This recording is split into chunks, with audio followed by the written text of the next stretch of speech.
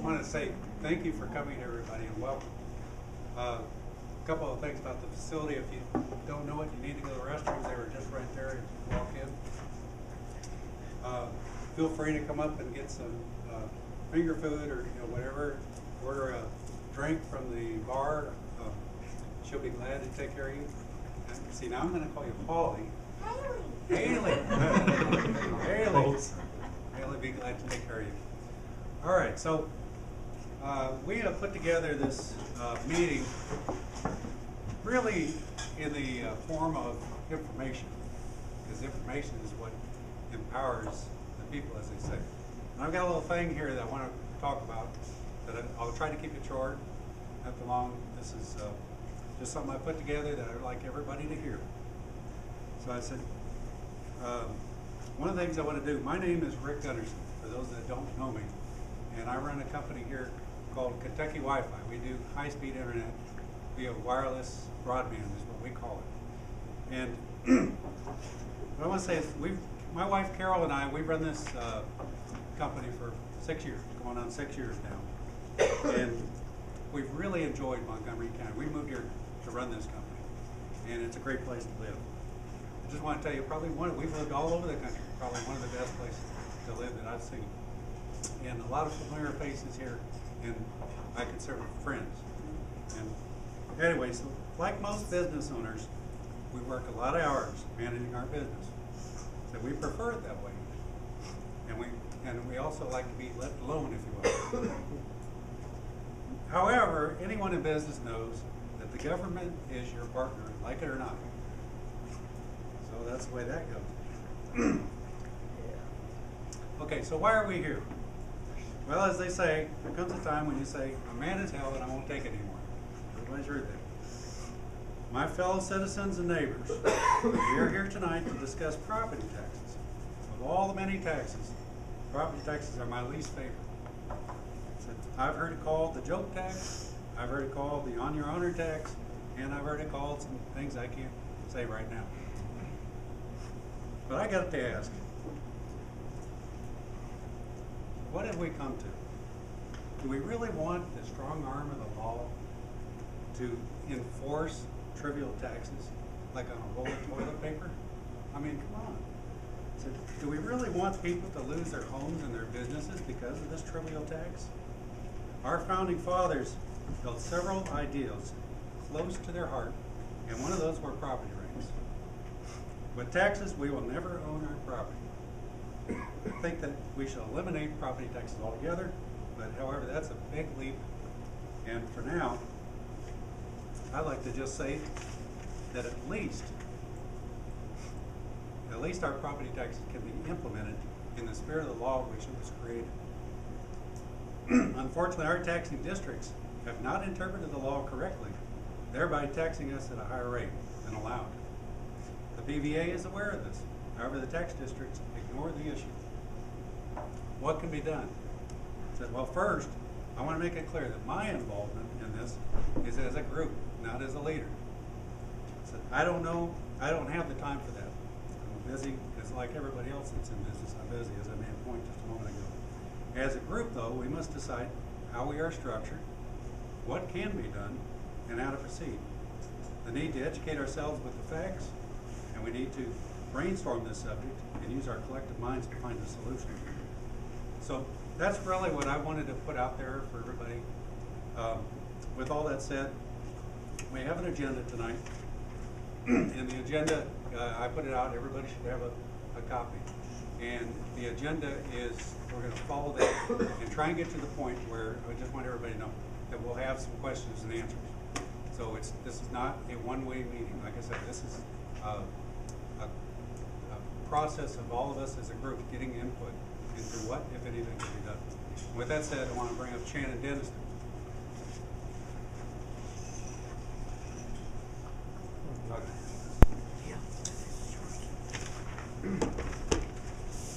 Thanks everyone for coming out tonight. I think we got a good group, and this is the first meeting. We're going to have another meeting in about a month, in case you're wondering.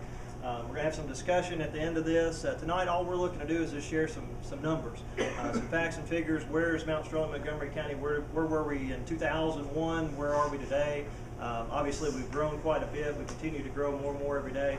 And this is a PowerPoint presentation that was produced by, it says Cindy Rich. Her last name now is Arlinghouse. She's the Boone County PBA, young, energetic, great person. Been very helpful with this cause, and is also working with our own local PBA on the issue. However, we're kind of at a standstill right now, meaning that we need everybody in this room to collectively decide, what are we going to do? Are we going to draw a line in the sand and stop where we're at and continue to let government, engulf us? Are we going to stand up and exercise our rights as business owners and taxpayers and ask them to reset their rates to where they should be? Are we going to ask them to not only reset their rates, maybe return any monies that they've taken that they unintentionally took from the people? So these are just some ideas to kind of get us started. I would like to thank Stephen Howard, the owner of Old Silo, for putting together the tables, the donating the food, and everything, so if everybody could acknowledge that. Thank you, Stephen. If anybody would like to put a donation, we've got a jar up here on the bar, and up until this point, Mr. Gunderson and myself, we funded the efforts here. We sent out about 250 invitations. We were up to about 4 in the morning processing those, getting them stuffed and stamping out to you guys. Had about 30 people RSVP'd, had several more that said, we're interested, but we just can't make the meeting. So there is some interest here. Like I said, we're not doing this to pick on anybody. We're not doing this to say, that you're doing a bad job. We think our special taxing districts are doing a fabulous job. We're very happy, very satisfied with the level of service and the professional, that they provide us. So we're just simply want to share some numbers to kind of paint the picture, and as a group collectively decide, where do we go from here? So let's go ahead and get started. Can you expand that to full screen? Can you guys see it in the back okay?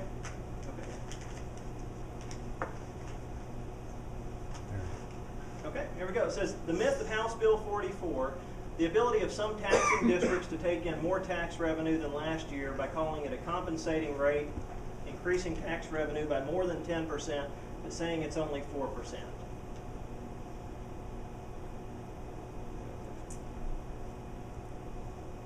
So the history of House Bill 44. House Bill 44 was passed by the 1979 General Assembly.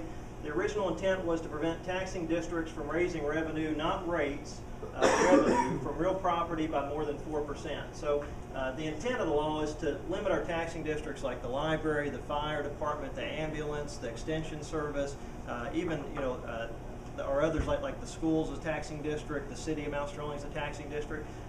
Some of them are bound by House Bill 44, others are not. We're going to be mostly focused on the ones that are bound by this. But the intent of the law, I want to be very clear here, is that they are not to raise their revenues by more than 4%. If they do, there's different laws that apply, different things they have to do, like a referendum, which would be a ballot vote, things like that. But the intent of the law is for them to have enough money to operate, and the law says, up to 4%, and I think the reason the law suggests 4% is, I think we would agree, inflation's about 3.5% right now. So, 4% is around the rate of inflation.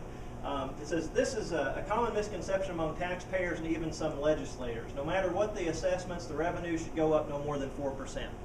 Okay? And we're going to be showing where the revenue is increased by a little more than 500%. Just in the past decade or so. So pretty alarming. It says the focus is on tax revenues collected, not the previous year's rate. Compensating rate, the same amount of revenue as the previous year, excluding new property. So let me kind of expand on that a little bit, because a lot of people, the special taxing districts, they'll say, well, we chose compensating rate. Well, compensating rate is the same exact amount of revenue as last year. Let's say that their revenue last year, let's say, was $500,000. And let's assume that we had no growth in our county. Then the revenue the next year should be the same $500,000. With a 4% increase, that would put them at $520,000. So compensating plus 4 just simply means the prior year's revenue plus an increase of 4%. Since we have been growing year in and year out, there's been a built-in automatic increase for our taxing districts if they'll just take the compensating rate. However, they're not just taking compensating, or if they are, they're calling it compensating when in reality they're choosing a rate that produces revenues far higher than compensating. So we'll go ahead and go to the next slide. Here's an example of compensating rate.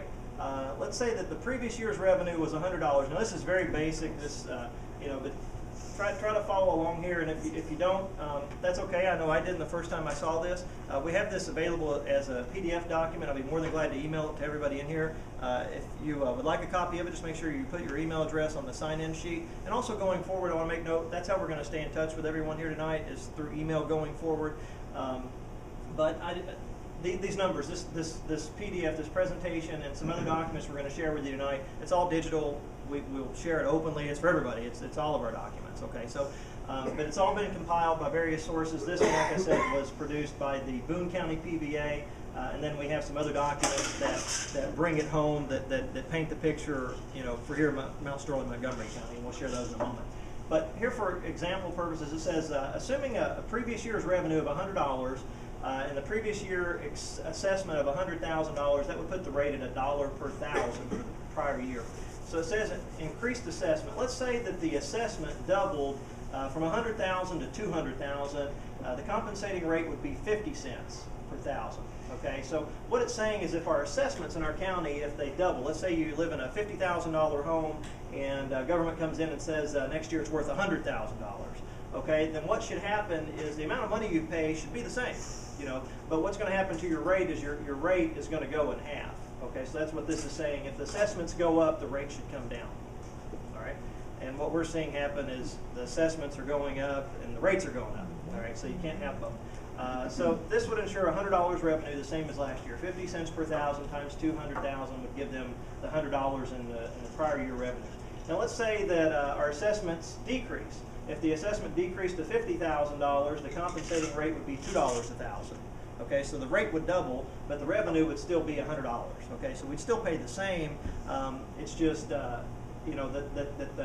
assessment would come down, so the rate would have to go up in that scenario.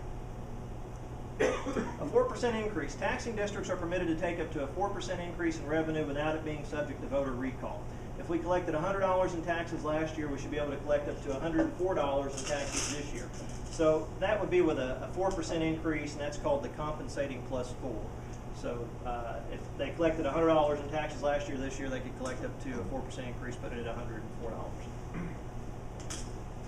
However, this is not happening. If there's a difference in real and tangible property rates, the calculation as being interpreted by the statute is allowing for more than 4% increase without it being subject to voter recall. According to tax rate calculation sheets prepared by the DLG, that stands for Department of Local Government, and the Department of Local Library and Archives. Here's an example up in Owen County, their library district up there, the compensating rate. In 2009, their tax rate was $1.08 per thousand. That produced revenues of $489,000. In 2010, the compensating rate, they raised it to $1.16 per thousand, and that generated $533,000 in revenue. So we see here a difference of about $45,000 or so in increased revenue for the Library of Owen County. And it says down here, it says the difference between the revenues generated is 8.9%, but it is being referred to as compensating rate, meaning the rate that will bring in the same amount of revenues last year. So in Owen County, they're calling this rate of $1.16 compensating, when we know that to be false because it's going to generate an 8.9% increase in revenues for them. So it's not compensating. Over here it says the library can take as high of a rate as $1.20 per thousand without being subject to voter recall, which will produce revenue 13.3% higher than the previous year. So if they chose the compensating plus 4, we as taxpayers are led to believe that they're just going to take a nominal 4% increase, when in reality they're actually taking a 13.3% increase. Boone County, another example, their fiscal court taxing district up there. And by the way, Montgomery County, we are a taxing district itself. The county has its own taxing district. So their fiscal court, their county taxing district up in Boone County, in 2009 it says their tax rate was $1.02 per thousand. That produced revenues of $10.5 million. In 2010, they raised that to $1.10 per thousand, and that generated revenues of $11.2 million. The difference between the revenues generated is 7%, but they were referring to it as compensating rate, meaning the rate that will bring in the same amount of revenue as last year. The fiscal court has the ability, it says here, to take a rate as high as $1.14 in this case. without it being subject to voter recall, and this would produce a revenue 11.3% higher than the prior year. Okay, so if they said compensating plus 4, we're going to think a 4% increase. They're getting an 11% increase. So this is misleading to taxpayers. In times of increasing assessments, tax rates are failing to drop. Taxpayers are being led to believe revenue is only able to go up by 4%, or taxpayers are being led to believe revenue isn't going up at all. I'd like to pause here for a second. I was initially tipped off to this issue about 2 years ago, actually a little bit about 2.5, 3 years ago when tax bills came out. My wife and I, we own multiple businesses here in Montgomery County and multiple parcels of rental property. And so we're really affected and hit hard by this. I know many of you in the room tonight are hit hard by this. When you add all those together, it's thousands, tens of thousands of dollars that we're paying our local government, our taxing districts, and in some cases we shouldn't be. So, or not as much. But that's how we initially were tipped off to it. Is I noticed that the amount that we were paying was going up by more than 4%. And I said, well, you know, compensating plus 4, if they're limited to 4%, how is it going up? You know, 12%, 18%. How'd the library take in 18% more, or 12%, or whatever the number was? How are they able to do that? When I asked our PVA, they said, well, it's. I ended up with this document. So you know, this is the explanation of how they're able to do it, and we're gonna continue through with it. So if you go to the next slide. How is it happening? KRS Statute 132.010 Section 6 defines the compensating rate and allows interpretation of the minimum revenue limit test. Personal property, oftentimes taxed at a higher rate, is being lumped in to real property. So they're weighting the two is how they're able to do it. This effectively weights the average of the two rates, real and personal, and increases the compensating rate higher than it would normally be, or what it would be if the two rates were the same. Personal property is then taken back out. So those of us that own businesses, historically we're taxed at a higher rate on our inventory. There's a business in town, they had an audit the other day. The auditor came in and made them list all the rolls of toilet paper, taxed them on all the toilet paper that they had in their bathrooms. I think it's a little absurd, but you know, they're taxing everything that they can tax at this point. And you know, when you take a rate of say 10 cents and you average it in with a rate that's say 6 cents, then you come up with an average of what, 8 cents. Okay, so it's when you weight the two, you're able to take a higher rate, and that's what's happening. That's the gist of it. So we'll go to the next screen. Tiny County, Kentucky. This is obviously hypothetical, but it says here's a good example. Let's say there's a tiny county, Kentucky, and they have 3 residents. The first resident is Susie Homemaker, who owns a home valued at $100,000. And there's Joe the plumber, who owns personal property valued at $30,000. The judge exec owns no property. Last year, the judge exec collected $145 on an assessment of $130,000. So that makes his tax rates $1.50 per thousand for personal property, and you can see the calculation. 30,000 times $1.50 would be $45, and then $1 per thousand for real property. So $1 times the 100,000 is the 100. So together, it's 145 is their assessment. Go to the next screen. Current year assessment. Susie's house remains assessed at $100,000, and Joe's assessment remains the same. So Susie Homemaker says to herself, I sure am glad my representatives passed House Bill 44, because I know that even if Judge Exec takes the 4% increase allowable, my tax bill can only be $104 because I'm the only real estate in town. Current year tax bills come out. Susie gets her tax bill and it's $112. This is a 12% increase over last year. Assuming Joe is still paying $45, Judge Exec will be collecting $157 this year, $12 more than he collected last year. So Susie Homemaker says my taxes went up 12%. And Judge Exec says I did not raise taxes, I took the compensating rate. I merely followed the gold guidelines, you should talk to them. Now, when it's saying follow the gold guidelines, what you're going to hear our local government say is they're going to point the finger at the DLG, the Department of Local Government. And they're going to maybe even use the words that the DLG advised them to choose certain rates. But when you ask DLG, they will say that they do not advise any special taxing districts as to their rates, but they do consult with them. So our local government actually, it's been my experience that not a single one of them knows how to do a rate calculation. I think that's very interesting. You know, when you ask them, you know, well, how are your rates calculated? They point the finger at someone else. So we'll go to the next screen. What is the compensating rate? Judge Exec decides not to raise taxes and to take the compensating rate this year. Compensating rate meaning the rate that will bring in the same amount of revenue as last year, taking into account higher assessments. So he's agreed to take in another $145, right? But wait, didn't he take in $157? calculation of the true compensating rate. The prior year's revenue divided by the current year assessment times 1,000. That would give us the rate of $1 per thousand.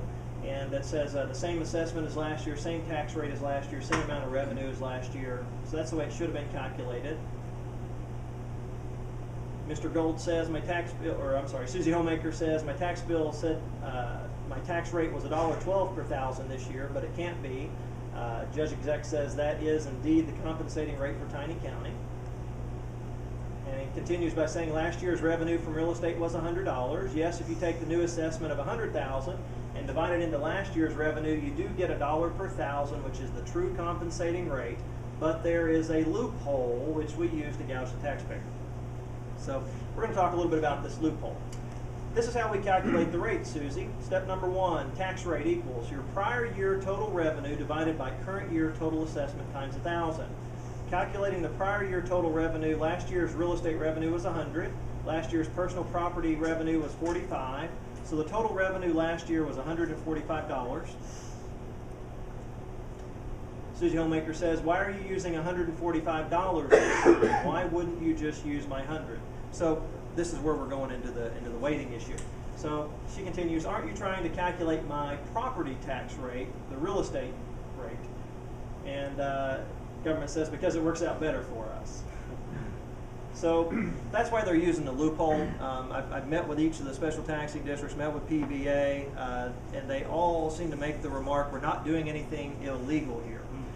We're simply doing it this way because it works out better for us. And I think you'll find that they agree, that the way that they're doing does work out better for them. That's why they calculate it that way versus the way that we feel the true intent of the law, House Bill 44. So this is how we calculate the rate, Susie. Step number 2. The tax rate equals the prior year total revenue divided by current year total assessments times 1,000. $145 prior year total divided by 130. So here they've weighted the two classes of property, and here they've weighted the two revenues from those two classes of property, and then they've come out with their new inflated rate of $1.12. So C, the compensating tax rate should be $1.12, which will now be applied to your assessment. So if the tangible property rate, if the tax rate is higher and the real estate portion is lower, typically we own more real estate than we do tangible. So when you arrive at that higher weighted rate, it's being applied to the larger amount of property. So that's why our tax bills are going up. Some crazy numbers. So she says, wait another minute. Where did the $130,000 come from? Shouldn't the assessment just be real property? Isn't that what you were trying to calculate? And Judge Exec says the $130,000 is the new assessments, yours and Joe's together. Again, Susie, this works out better for us. I think Cindy had a try to answer. How did the tax rate go from $1 to $1.12 and nothing changed? The same assessment in real property as last year, and the same assessment in personal property as last year, and what is supposed to be the same revenue as last year. How did the tax rate go from $1 to $1.12 when nothing changed? Because they averaged in Joe's property to determine the real property rate. In doing so, they averaged the higher tax rate with the lower one. So let's recap. Susie's assessment stayed the same. However, her tax rate did not. It actually went up by 12%. This was an automatic built-in 12% increase that was not subject to a public hearing because it was pawned off as the compensating rate. What would have happened if Judge Exec had taken his allowable 4% increase? Susie would have seen a 16% increase, which would have been a $116 tax bill in her situation. Susie explodes. You must add Joe's personal property with your real estate to figure your compensating rate, Mr. Judge Exec says. And irate Susie the homemaker says, when you added Joe the plumber's personal property tax revenue to my real estate revenue, you also averaged his rate of $1.50 per thousand with my rate of $1 per thousand, which causes my compensating rate to go from $1 to $1.12, and that's a 12% increase over the true compensating rate, which isn't fair. Susie continues, and mathematically the formula you use is blatantly incorrect. The problem being that your formula assumes the personal property is taxed at the same rate as real property, when in fact they are two separate rates. 5th grade math says you can't average apples and oranges or else you get oranges. Susie doesn't give up. To fairly figure the compensating rate for real property, you divide $100 by 100,000, which is $1 per thousand. Then you must figure the compensating rate for personal property separately. Divide 45 by 30,000, which is $1.50, because Joe's assessment did not increase either. Side note here, I don't think it's fair to tax businesses at a higher rate than individuals. You know, but I guess people think that if you own a business, you're a rich person and you got extra money to hand out, and you should pay extra. So, you know, that's, I think, part of why we see tangible property taxed at a higher rate is why not? They're rich people. Let's just tax them at a higher rate than we do, you know, the individuals on the real estate rates. I think, personally, I think the rate should be the same. I think we should have one rate for all property, all classes of property. It makes it nice and clean when it comes time to calculate rates or to calculate taxes, and we don't have these differences. You know, if the rates were the same, this wouldn't be an issue. But in our county, the rates are different by a margin, so it presents a problem for us and other counties in our situation. Mr. Gold says, I know that you know, but no one else does, so nobody cares. This is how we calculate the rate, and it's perfectly legal according to how we interpret KRS 132.010 Section 6 because of that little word all. So what does the statute say? The statute says compensating tax rate means the rate which rounded to the next higher 1/10 of 1 cent per $100 of assessed value and applied to the current year's assessment of the property subject to taxation by a taxing district, excluding new property and personal property, produces an amount of revenue approximately equal to that produced in the preceding year from real property. Might be a run-on sentence, but we'll just say here that the issue here is when they're calculating the rates, they're weighting the two together, they're averaging them. When the law says that they are to exclude new property, that would be a growth. Okay, so let's say we have a say we have a new factory come to town, they build a $10 million building, and our assessments, that's the only change for next year. In 2013, now we're worth $10 million more as a county than we were the prior year. Okay, so you're to exclude out any new net property growth, so that would be excluded, the $10 million. And then you're also supposed to exclude personal property. All right, so we're clear on that. But then down here is where the loophole is introduced. It says, however, in no event shall the compensating tax rate be a rate which, when applied to the total current year assessment of all classes of taxable property, produces an amount of revenue less than was produced in the preceding year from all classes of taxable property. So up here it says to calculate the rate separately, and then down here it says it uses the word all. So I think this ought to be changed to each, but the intent is clear. The intent is to calculate the rates separately. That's why we have separate rates. That's why they're separate classes of property. The intent has never been to weight the two rates together, you know. But when government gets together and says, you know, well, it's going to work out better if we average them. Let's average them.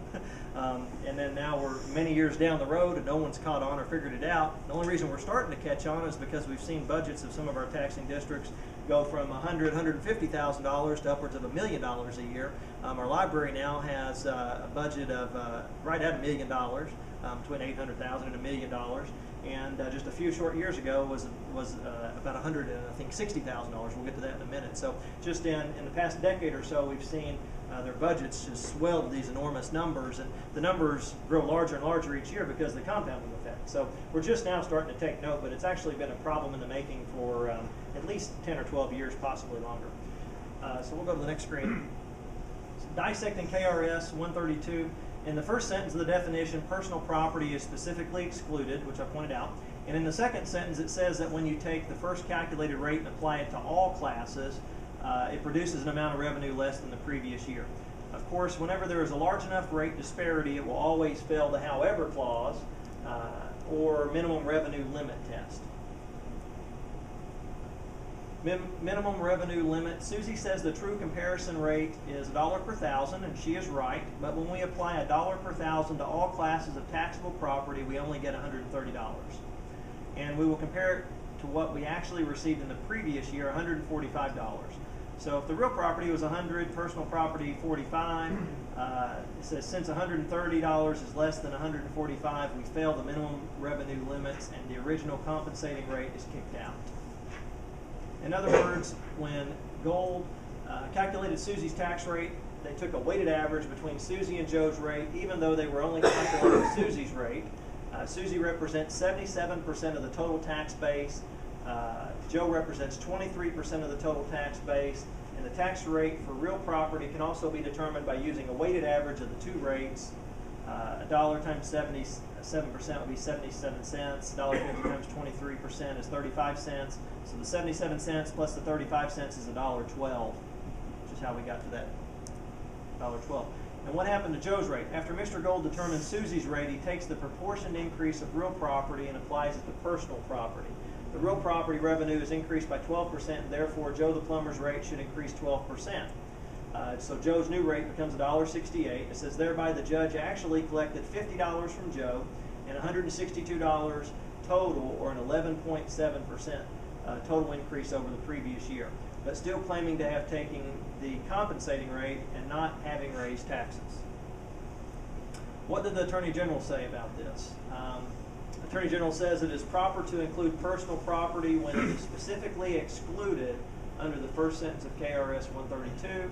Answer, the exclusion, or that was the question, is it proper to include personal property? And Attorney General answers, the exclusion only applies to the first sentence, not the second sentence of the definition. The former AG, presently Governor Beshear, issued an opinion indicating the clear unanimous intent of the General Assembly was to place a ceiling upon real property tax rates while specifically exempting personal property tax rates, and further stated the very definition of compensating tax rate evinces a legislative intent that only revenue from real property comes within House Bill 44 limitations. Personal property and new property are specifically excluded from the definition of compensating tax rate. Answer, again, was referring to the first sentence, not the second sentence of the statute. Another Attorney General opinion, when there is a rate disparity between the real and the personal property rates, it allows such districts to set a higher tax rate without voter recall, some districts taking advantage of the minimum revenue limit and others do not. So we live in a county where our special taxing districts are taking an advantage of this loophole. There are some counties where they don't take advantage of taxpayers, but here, since no one has said anything, they're taking advantage. It says the result is that some citizens enjoy rights of recall for real property tax revenue increases beyond the 4%, while others do not. Is this unequal treatment among taxpayers of the same class constitutionally permissible? Answer, yes. The inequality is permissible because it results from decisions made by the county fiscal courts or other local taxing authorities, not the classifications in the statute. Are recall rates triggered under KRS 68.245 Section 6? House Bill 44 intended to limit revenue collected from real property by 4% over the previous year by allowing voter recall. How can greater percentages be allowed without triggering recall? The answer, because KRS 68.245 Section 6 uses the term compensating tax rate in its 4% limit. Since the definition of compensating tax rate allows greater percentages to be collected, there is no true 4% limit on increases of tax revenue from real property. How can we fix it? We can mandate that the real and personal property rate be the same, or we can define a compensating rate for each class that is calculated completely separate of the other. That's the way we should probably do it, since we already have two separate rates. Why not do both of those, though? And we should exclude personal property from both the first and the second sentence of the statute for perfect clarity. So personal property should be calculated separately than real property, and that's what's not happening. That's the end of That's that it, isn't it? That's it on that one. Okay, let's pull up the tax rate history. Yeah. Which one you want? There should be a PDF that says the history. Oh, yeah. There we go. We got it. Can you zoom in on that? And once again, this document I can share over email with anybody that would like to receive it. Can we go any larger with that? There we go. All right. Keep going if you want. So in 2000, let's just look back, and here's where we are today. And here's the change. Now the change is calculated from year 2000 to current year. Our real property, we have this in two different categories. We have real property rates and we have personal property rates. So the change, you can see here the state is for the most part in line, our county for the most part in line. We've seen declines in our tax rates from both our state and our county. My speculation is because there's more eyeballs, more people asking questions, more concerned citizens. So we've seen those two. That's why I don't have them highlighted in red. These others I have highlighted in red. The school district, we've seen a 29.6% increase since 2000 in taxes.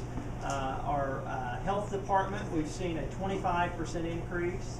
Our fire department, we've seen a 56% increase. Our ambulance district, we've seen a 210% increase. Our library district, we've seen a 172% increase.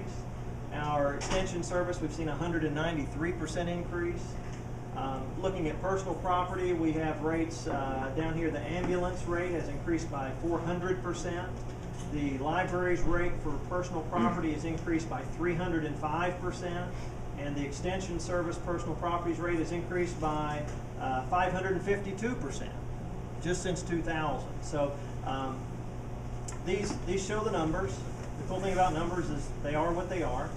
And looking back, we see that just a few years ago, the library was taxing us at $2, or I'm sorry, these are cents per hundred. So this would be 2.2 cents per hundred, and today we're at 6 cents per hundred. So it's almost tripled. And with extension service, 1.6 cents per hundred. We're now at 4.7.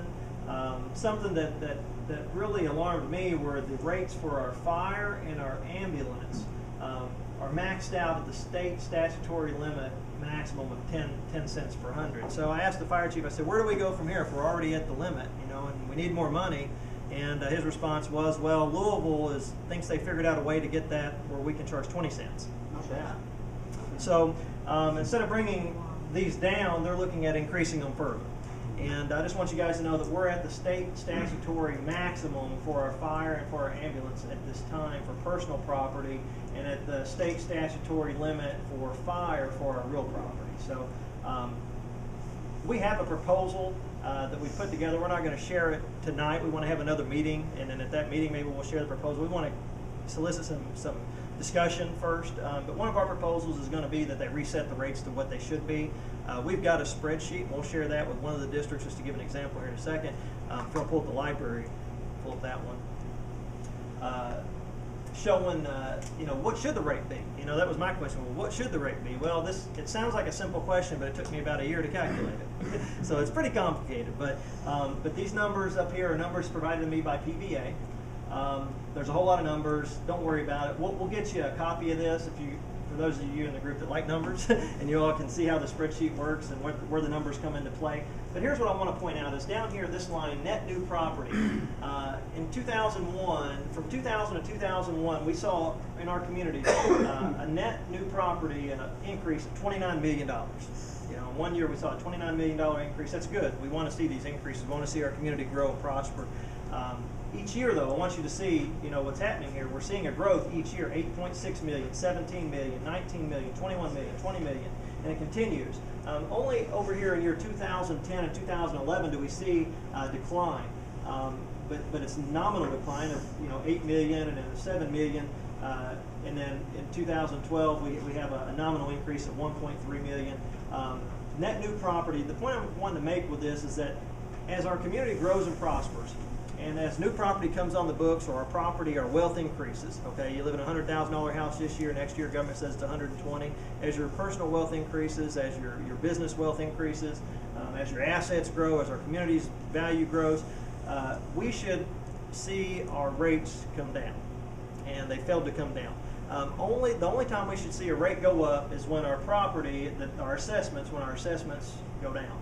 That's the only time a rate should go up. Otherwise, the rate should continue to go down as the assessments grow. So what we're seeing happen is we're seeing these tremendous, really good strides in our assessment growth, but we're also seeing really big strides in our tax rate growth. So that's what we're refuting is how they're calculating their rates. We ask that they calculate them independently of one another. That's why we have two classes of property. That's why they have different rates for each class. We ask they be calculated independently, the way that House Bill 44 intends for them to be calculated. But the wall that we're up against is this great wall of government that says we're not doing anything illegal here.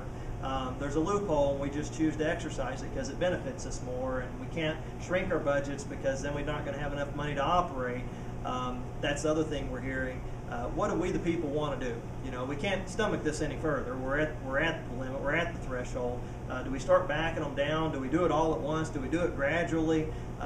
Do we go to the library that has more than $1 million cash reserves right now, this minute, in their bank accounts, and ask them to return that or to pay it towards future year taxes? You know, for people in the community, what do we do? You know, do we ask them to surrender any monies that they've taken in over what House Bill 44 intended for them to take in, or do we say, hey, it's okay, keep your money, build the new library, things like that, but we're going to ask you to reset your rate? So that's what we want to solicit, you know, from you guys is your all's, you know, thoughts on it.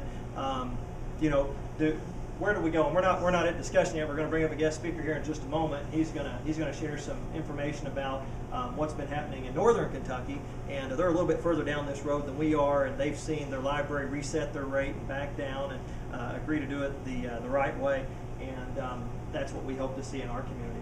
But here's something I want to go to. If you'll go down here, Rick, and click on where it says compensating down here on the next sheet, that sheet right there.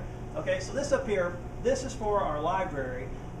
In 2001, this number right here, a little bitty number, it says their budget, it says the normal rate, what it should have been in 2001 was $167,000, $167,685. In actuality, the library's not budget. Let me back up. Let me clarify. This isn't the budget. This is the amount of money that they take in from taxation through real estate and personal property. Okay, so their budget is actually larger than this. This is just the portion that we give them based on our, you know, the value of our property, personal and real property. So the amount they took in was $179,000 that year. It should have been $167,000. So that's why I chose to start in 2001, is because the difference, it was nominal. It was, you know, $12,000. It wasn't much.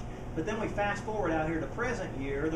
The amount they should have taken in this past year was $189,000, but instead they took in $835,000. So you can kind of see how it's compounded and got us into a little bit of a pickle here now, because we've allowed it to continue and no one has spoke up about it. So we have these calculations. These numbers aren't just numbers pulled out of the sky. There's numbers that were actually pulled from the first sheet that I labeled head spinner, because it'll make your head spin. And the difference over here, we'll see this number, my pointer's going dead, but you'll see the difference. I've calculated that for each year. So you can see how it starts to increase. You know, in 2001 there was a $12,000 difference. Present year, $645 or $645,000 difference.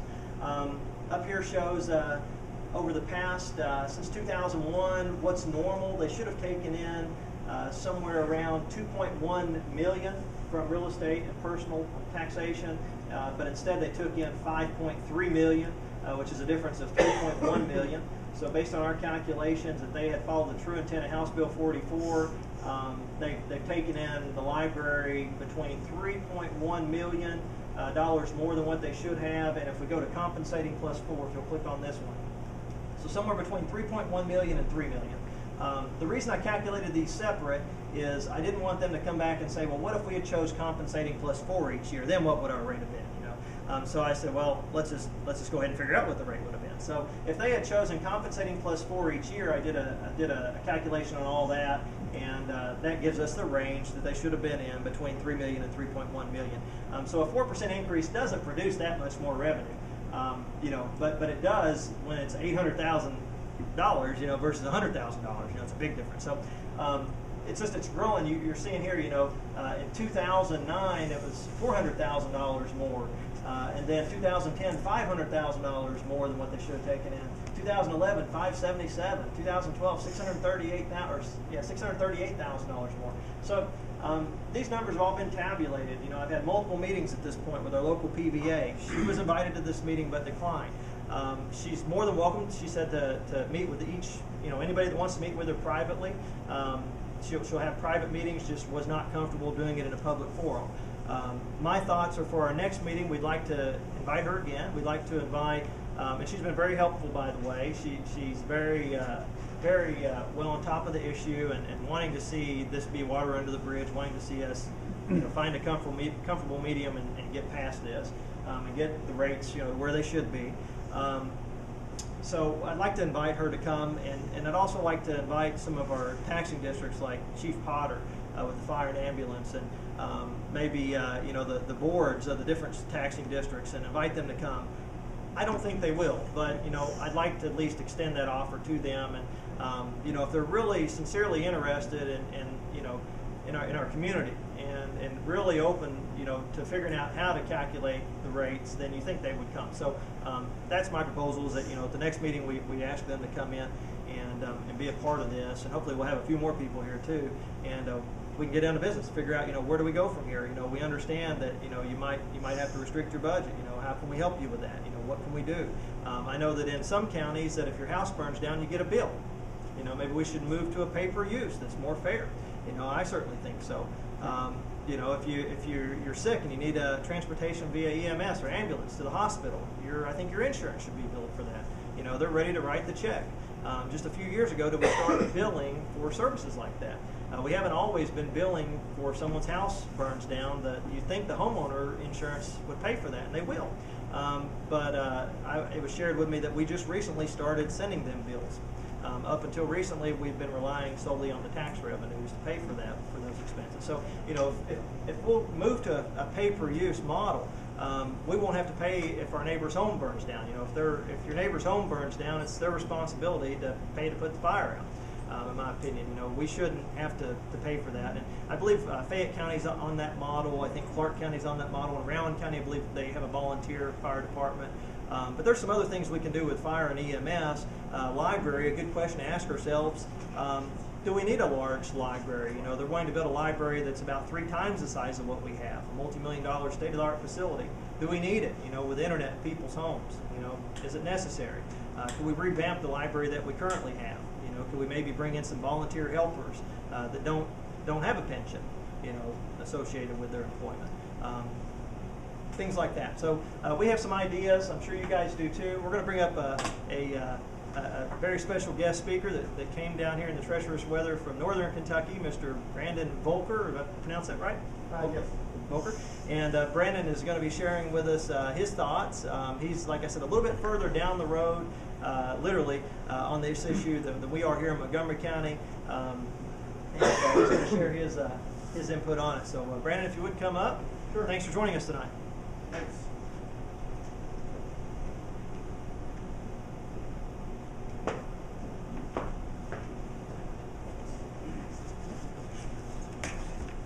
Thanks, Shannon. Thanks for having me. As Shannon said, my name is Brandon Volker. I'm an attorney up in northern Kentucky.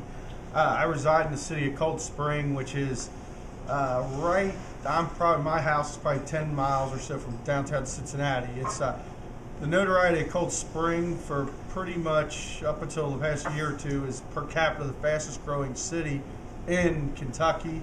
I actually represent the city, and I can tell you on our tax rates, we just look at the bottom line assessment of what our revenue is, and pretty much every year we've had to lower our rate because we're a very affluent city, 6,500 people. I think we have $6 million in the bank, and that's with the lowest property rates in Campbell County, in all of northern Kentucky, lowest payroll tax and all that. The reason we've been able to do that is we have a mix of business. We have areas that are just business. We have the corporate headquarters of Griffin Industries, things like that. But quite honestly, we don't use any of this formula whatsoever. What Shannon was referring to, a gold office, we get that from the local ad district, which I think they now call them gold. Yeah, they get through all these fancy calculations. But we're very fortunate in Cold Spring. They just look at the bottom line number. And the other interesting thing at Cold Spring is I think a lot of people try and characterize these issues as one of Democrat, Republican, or mainly in northern Kentucky, Tea Party. Tea Party is very active in northern Kentucky, pretty much controls. I mean, our new congressman up there is Thomas Massey, from Lewis County, a county that's not even as big as the city of Cold Spring. But really, it's not. There's a gentleman on our council named Dave Gaduli who every year had the big Gaduli picnic that, Governor Patton headlined it every year. We were the first one to roll your rate down and say, well, if you collected $1 million, we made it with $1 million. We had a little bit of surplus. We're going to keep it at $1 million. So if the rate needs to go down, that's what they do. So that's always been, that city. But what happened was last year, I was approached by a number of, they're the Northern Kentucky Tea Party, and in Campbell County, and Miss Arlinghouse is in Boone, because Boone, Kent, and Campbell. Boone is probably the most right-wing Tea Party activist county in the entire state. Basically what happened there is they went to the library and said, we need 100 signatures, we got them and then some, we're just going to roll your rate down, we may just shut you down. Because they were formed under a different provision than Montgomery, Campbell, and Kenton.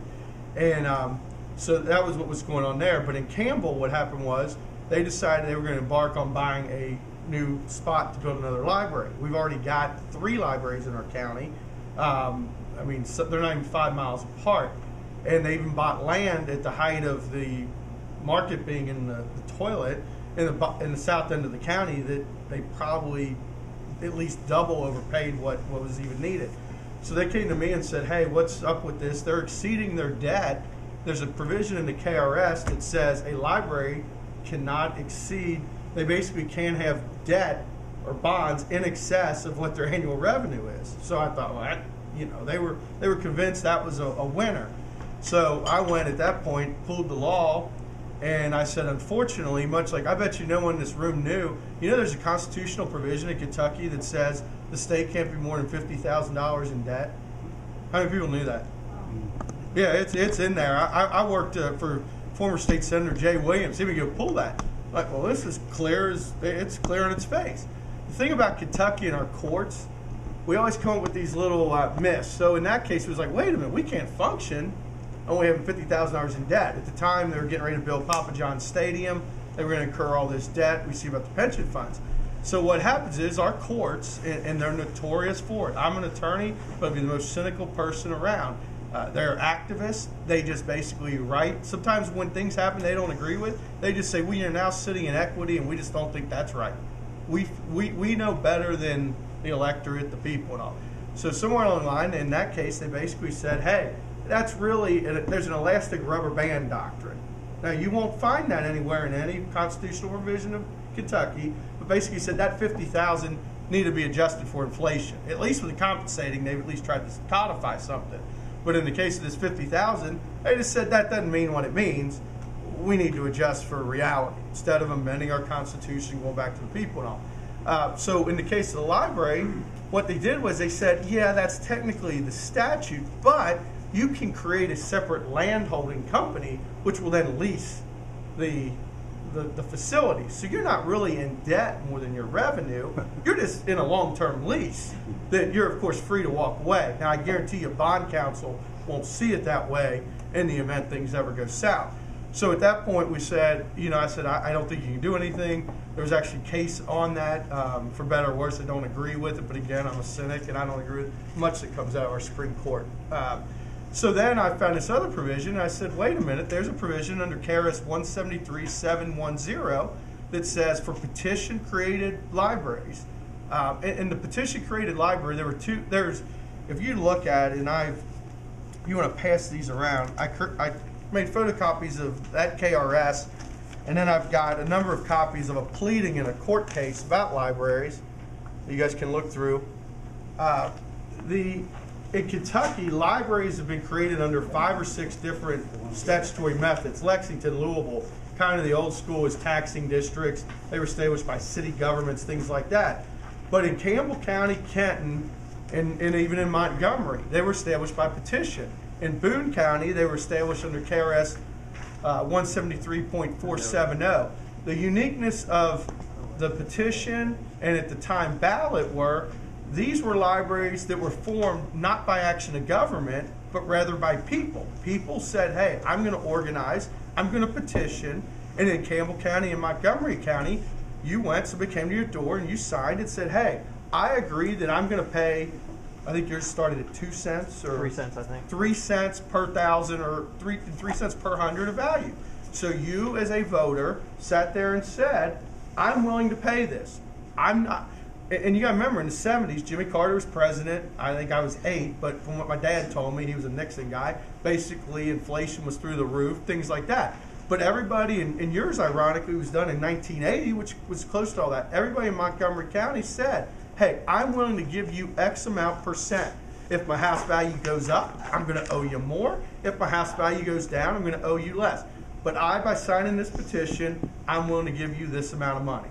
So that's what happened. In a majority, there's 77 libraries in our state formed that way. including Montgomery and Campbell. So I went to the library board meeting and I said, what's going on here? And I've known the board attorney a long time. And I said, I know they're mad about the South Branch. You're going to, raise taxes, do all this. But I said, how are you increasing the rate when this statute under 790 says you can only increase it by the manner in which you were created? Go to the people. Don't sit here and talk about increasing it, whether there's going to be a recall. Just go get your petition. It's real easy.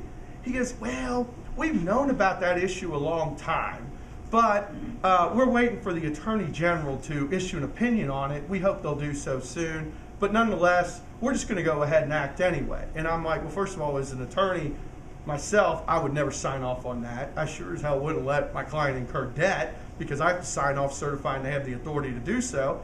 And nothing against the AG, but their opinions aren't worth the paper they're written on. I had a taxpayer refund suit in Independence. Circuit judge in Kenton basically said it wasn't worth the paper it was written on. But nonetheless, they never saw it, and no one went to find out what is the meaning of the law, what applies. So at that point, we filed suit in Campbell County saying, you've got a specific statutory provision, and we filed suit in Campbell, we filed in Kenton, and said, hey, is there anything more American than the people created you? The statute says go back to those very people and ask for an increase. Like where we live in Fort Thomas is a city in our county. I don't know if you're familiar with that. I've always played Highlands football. They've never voted against a tax increase. They love their schools. They're willing to pay for it. If you're selling a product people want, they'll pay for it. They'll show up at the vote and so obviously Montgomery County people want a library. Well, unfortunately what you've got with libraries, they don't have faith in the people. They were okay with you to create them, but they don't trust you anymore to determine what you need to pay. So we filed this suit, and of course we were vilified. Then in Campbell County, they actually put a tax on the ballot, even though it had no reason going on the ballot, and it went down in flames. I mean, it went in the Democratic part of the county, Republican part of the county. It went down everywhere. So what I've sent around is our brief in that case. But here's the issue you've got, what we've got up there, and what you would ever have in Montgomery County if you try and make these arguments. They argued that that petition thing doesn't apply because of House Bill 44. They love to talk about House Bill 44. It's all House Bill 44 this, House Bill 44 that. Well, what they never did, and in the first brief they filed, they said that petition provision was repealed by implication. That House Bill 44 cleared the field. The legislature, maybe they forgot to just say it's worthless now, it doesn't apply. This House Bill 44, it was like something that just came in the middle of the night. Nobody knew about it. So I get their motion, we reply back. House Bill 44 in KRS Chapter 132, it existed prior to 1979. And in this document, if you look through, Exhibit B is the actual text of House Bill 44. All they did in the case of House Bill 44, and if you look at it, they just added some language about the compensating rate and about holding it, and then all the stuff Shannon was going over. But to sit here and act like compensating rate was just something that, was just handed down in 1979 and didn't exist prior to then is just it's flat out false. So they made that argument. We then said, the other problem with their little thing about it's repealed by implication, the legislature in 1984 passed House Bill 36.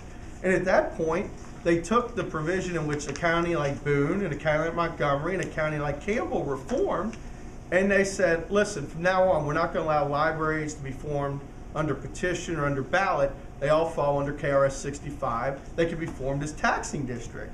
But what they did when they passed that law, they said prior to any district formed prior to July 13th, 1984, those old provisions apply. Again, and if you look at the intent of the legislature, it was to preserve something that was as sacred as the people speaking, the people saying, I want something. So now, when I've raised that argument, they've now, I guess, gone away from the repealed by implication argument and just say, no, no, no. That was just to clarify that it all applies to House Bill 44. But you're not going to find that in the language whatsoever. They then bring out a 1996 Attorney General's opinion, which the ones you cited have a thing called OAG on them. That means they're actually, you can find them on Westlaw. They are official to the extent there's any official issued by that office. they pull one out that's not even official. But ironically, and you mentioned now Governor Beshear, I cite 3 or 4 different OAG opinions that basically say we're right on the law. So when we then tell them that, they say, at the time, those OAGs, they just weren't aware that House Bill 44 had been passed. Even though it had been a year or two later, they didn't properly look at it, therefore they don't apply. They make that argument. They then make the argument that a court needs to defer to the Department of Libraries and Archives because they told everybody to do it this way. Well, again, as Shannon pointed out, what you've got going on is they're telling you to do it that way because it increases revenue for libraries. I mean, to sit here and say that government will not issue an opinion that says they need more money is absurd. I mean, I've never met a government that doesn't claim they want more money. So that's what we're dealing with. We have a case, they're both briefed in front of Judge Summey in Kenton County and in front of Judge Ward in Campbell. They've now resorted to arguing it'll be colossal mess, libraries will be defunct in these 2 counties if you do it, because their rate is more than double that, and basically we can't exist. I mean, they're quoting Ben Franklin and stuff about libraries now. But the irony is, they're making the argument that I said in Kentucky courts have done it. They can just say the end result could be what, I wear a black robe. I'll tell you, public, what I think your value system should be. I need to set that aside, and we just can't shut down libraries. Again, no one's looking at, in my case, I believe, why doesn't somebody look at the bond attorney who for years sat here and knew about it, the council, these libraries, I guarantee you pull up all your special districts, follow the money. Look at what lawyers are getting paid. Lawyers are knocking down a huge amount of money to represent these entities. If you don't believe it, go do an open records request. Find out what your school board's paying. Find out what your taxing district's paying. Covington School Board, it was well publicized, $170,000 in attorney fees being paid. It is an extreme amount of money. So for that kind of money, you couldn't have gone out and filed a declaratory action to figure out what the law is. But again, we don't want to question anyone. I think one of the options you all will have to do, aside from it, is, as Shannon's pointed out and as Cindy Arlinghouse is pointing out, I think that issue needs to be addressed. And again, I don't put much faith in his OAG opinions. At some point, somebody around the state's going to have to file a lawsuit to have a court determine how do you really calculate this thing. But in the case of libraries, I think it's crystal clear. If you truly apply the plain reading of a statute that you can only increase or decrease your tax rate by going to the people. Now, the flip side, that's true. You said Montgomery County's really grown. I'm sure just like, when I drove through this subdivision, it's amazing. When I was at UK, I didn't even realize. I've heard of this golf course because I golf a fair amount. But it's incredible. In like a city like I live, Cold Spring, our property rates through the boom have gone way up. And actually, we would have got way more than, the library would have got way more than 4% of revenue just by the regular rate because property went up. So it's not like they would have had to even roll it back. They would have been getting better money than what they, had House Bill 44 never been passed. But again, it's a sense of entitlement.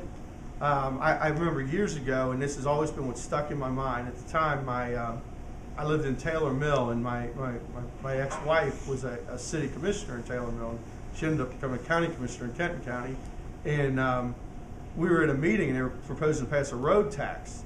And the mayor, who was a fine gentleman at Taylor Mill, a citizen got up and said, "Mr. Mayor, with all due respect, you're wanting me to basically now pay another on a $100,000 home, like $150 to fix roads. And, where's this money supposed to come from?" And the mayor said, "Well, we've got to give cost of living increases. We've got to do this. We've got to do that." And I remember the gentleman, and he knew him. He goes, "Mark, I've known you a long time." He said, "The place I work," he goes, "I haven't had a raise in 4 years. My health insurance costs have gone up X amount. And with all due respect, I'm not entitled to a raise. Why? Because somebody works for government. Is it some God-given right that they get a raise?" And I remember the man just sat there speechless. He didn't know what to say. And my point, I'm not saying that I represent government. I represent Newport Schools. I represent the city of Cold Spring. I used to be an assistant county attorney in Kent. I represent the fiscal court. I'm not saying you don't pay government workers. They do a fine job and all. But the problem you've got, if you don't stand up to these tax rates, you've got to make people operate just like we all would at our household budget, just like I'm sure the owner of this facility here is operating. He's got to balance his books. He's got to pay groundskeepers. He's got to decide how much chemical I can buy.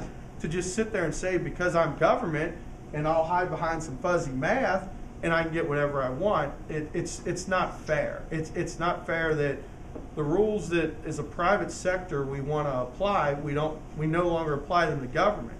I always joke, our economy went south when the rule used to be, well, if you work for government, maybe you made less, but you had better benefits. You had better retirement, you had better health insurance and all. Ironically now, the jobs that pay the most, the best benefits, the best pension, they're all government. How can a private sector compete when everybody needs to work for government to make the most money in life? I mean, the lawyers I know that make the most money, they represent government. And it's that way in Northern Kentucky now. And there's a kind of a groundswell of issues up there about the taxes. Again, in Boone County, they've been able to kind of reel their library in a little bit. In Campbell County, even though it went to the polls and the people shot it down, they're still full speed ahead. They're like, well, we'll just regroup. We'll figure out another way. And, you know, we're hopeful that Judge Ward and Judge Summey find in our favor and at that point shut them down. Or not shut them down, but roll their rate back. If they do that, you know, obviously it'll have statewide implication. The other problem is 77 libraries, most are insured by CAECO, which I don't know if any of you follow the Kentucky League of Cities and their whole screw-ups through the years. CAECO had the same thing. Both of them offer insurance funds for cities and counties. Guess who's the issuer of insurance for most of these libraries? The libraries are spent. Yours is rare. They got $1 million in the bank. Most of these libraries spend every dime that comes in. So, you know, that'll be their argument that regardless of what you say, or you can convince someone that if they would ever roll it back, they just can't function. They can't pay their debts. They can't do a lot of stuff. In Campbell County, right now, their debt obligation, even though it's not debt, it's a long-term lease, they went back to their old rate. They don't even have enough money to pay their leases. So at that point, you'd basically have a shell of a library being operated. I don't know, maybe put a computer at the front door and, you know, let everybody come in and get online, like Barnes and Noble seem to figure it out. I mean, that's all I can tell you. But it's a, you know, it is an issue. I'm glad to talk to any of you if you guys decide that you can't make headway with Montgomery County. I know I've given Shannon my pleadings and all. I'd go in and just tell them, hey, this is something we may pursue. You're only going to get them to react if you basically say, we are willing to go forward and try and stand up to you. And you've got to do it a little bit at a time. You know, one of my council members at Cold Springs, father's actually the fire chief of our district, and also he was worried, am I going to come back to the fire district next? I'm saying, well, you don't have a specific statute like the library does, but it does have a ripple effect. If you can get one to fall, more of them will follow. The other thing that you're hearing a lot of this, in fact, I was at a sanitation board meeting today for some folks, and you know, Adam Edelin's out touting his tax district this, tax district that. The only way in this House Bill 1 or whatever they're going to number it, the only way you're going to get change out of your taxing districts are you're going to have to say, if you have the power to tax and take my money, you need to stand for election. And when you call your senator and your representative, the one thing they're going to tell you, because they've told me this, ironically, you know, the people who will lobby against them ever doing that is your elected county officials. They don't want the heat of it. They want to do their one tax rate. Because as Shannon pointed out, ironically, those are the rates that haven't gone up that much. Because guess what? They stand for election every 2 or 4 years. People who aren't standing for election, why do they care? And as your slideshow was showing, I would just blame it on the library board. You know, because then they say, well, they blame the judge exec. Well, the judge executive meeting says, well, hey, I don't technically appoint them. I get to send 3 names down, and then some bureaucrat in Frankfurt picks them. So I didn't really increase your tax. Or, you know, the other term you'll hear a lot of, it's an inflationary measure. That's the way they justify the compensating tax rate as well. But you know, I think you guys are right on track. You're gonna have to assert yourselves. You know, what I've always found with politicians and elected boards and all, or appointed boards, well, I like to say they can't take a punch. If you show up in any way and criticize them, they don't like it. You know, they'll claim they're just here to volunteer, this, that, and the other. They don't like being called out on it. You know, and you know, what I'd suggest you doing what they started doing up in Northern City is go through their budget. Usually most meetings, I saw guys today at the SD1 meeting, their little Tea Party hats on and stuff. They're there at every meeting. They're there. And everything you got to do, and what they always start with the Northern City Tea Party, they say you got to get people involved. And I'm not saying you got to get them to run for like state senator, state representative. Get involved. Run for your city council. Get on these boards. A lot of times these races are unopposed. So why do they feel motivated to do much to protect your tax dollars when, you know, nobody's ever trying to run against them?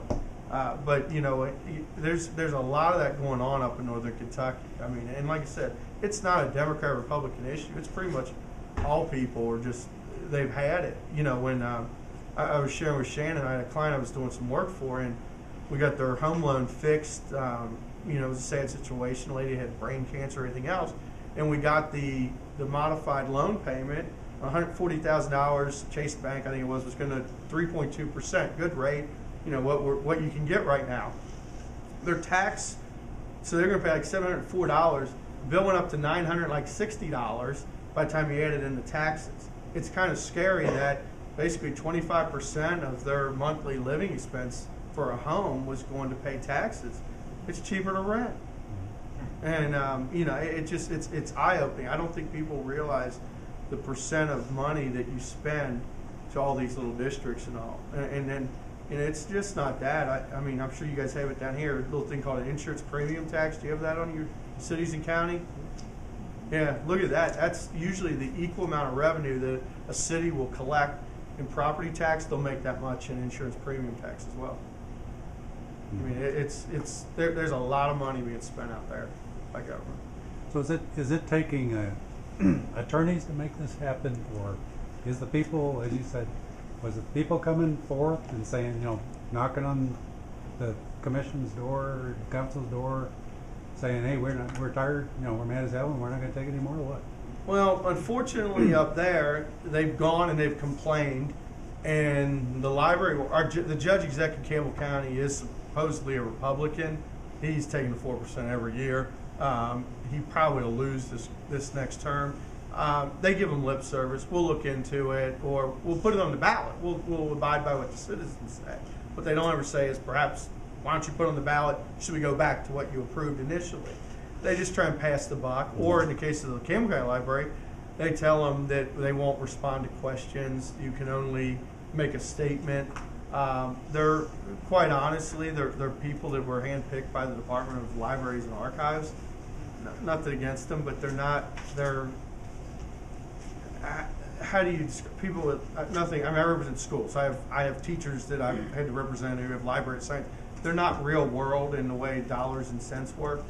So unfortunately, we've had to resort to going to court, filing lawsuits. And you know, the one thing we have that's sometimes good up in Northern Kentucky is our judges tend to be more conservative because of the area in which we live. The other thing they do is they keep trying to get us into federal court, where we have Judge Bunning, who's not exactly the greatest draw. If you know, he's not exactly pro-government. I mean, his father was Jim Bunning, but you know, it's even some of the attorneys who have done some of the taxpayer suits in Kentucky always said Northern Kentucky is a good draw to have, because the judges that are elected tend to be more conservative in nature when it comes to this kind of thing.